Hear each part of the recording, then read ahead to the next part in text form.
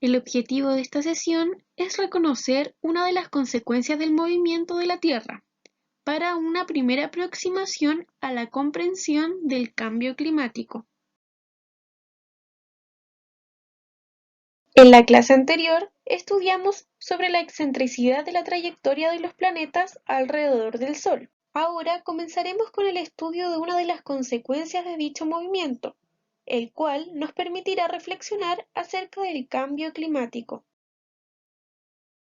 Dicha consecuencia son las estaciones del año, las cuales se producen no solo por la traslación de la Tierra, sino que también por otro movimiento que ella realiza, la rotación.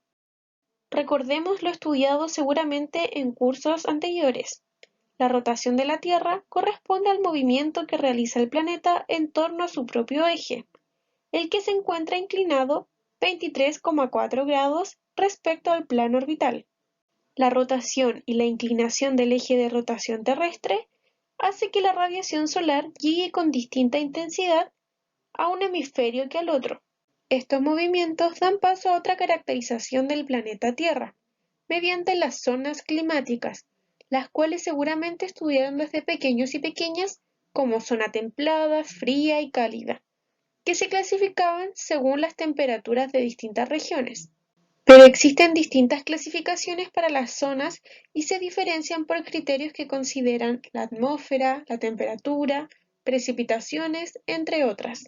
Si bien en esta oportunidad no estudiaremos con detalle lo que significa cada color que se muestra en los mapas, les presento esto para que conozcan que existen diferentes clasificaciones para las zonas climáticas, las cuales dependen de diversos criterios estudiados por la climatología.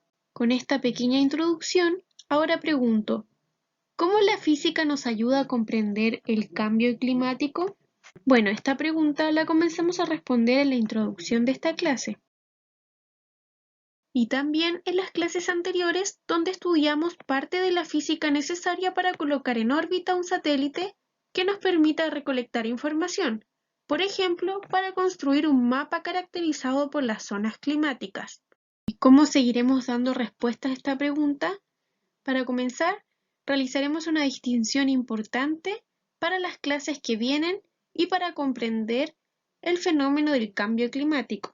Estas son las diferencias entre clima y tiempo. El clima corresponde a las condiciones atmosféricas habituales de una determinada región durante un tiempo prolongado. Existen eventos periódicos que pueden alterar el comportamiento de la atmósfera, por ejemplo, sequías o años extremadamente lluviosos, pero ello no significa que el clima haya cambiado. Ahora bien, el tiempo atmosférico corresponde a un conjunto de fenómenos que ocurren en la atmósfera durante uno o varios días. Acabamos de definir clima y tiempo y utilizamos un concepto muy importante que es primordial que comprendamos y lo conozcamos. Aquella es la atmósfera. Esta es la capa gaseosa que rodea la Tierra. Los gases que la constituyen están en continuo movimiento, lo que genera diversos fenómenos, las precipitaciones, las formas de nubes, los vientos, etc. Esta capa es indispensable para el desarrollo y la mantención de la vida, ya que contiene gases como el oxígeno y el dióxido de carbono, que son primordiales para los seres vivos. Además, favorece la mantención de la temperatura de la superficie de la Tierra y filtra gran parte de las radiaciones ultravioletas que provienen del Sol. La atmósfera se extiende desde la corteza terrestre hasta desaparecer en el espacio exterior y está dividida en varias capas. Dichas capas las estudiaremos con detalle en las clases siguientes.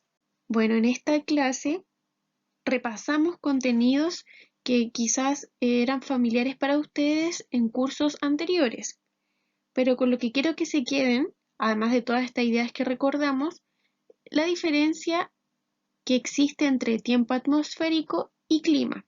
Considerando esta diferencia, propongo que respondan a la primera pregunta de la actividad. La imagen que pueden ver la saqué de internet. Tal vez ya estén familiarizados con ella cuando buscan información de este tipo en la web. Quiero que la lean y considerando la diferencia entre clima y tiempo atmosférico, digan a cuál de estas corresponde y por qué. Como segunda parte de la actividad, les coloco la definición de cambio climático para la agrupación intergubernamental de expertos sobre el cambio climático. Considerando la definición y lo que ustedes creen, respondan a las siguientes preguntas.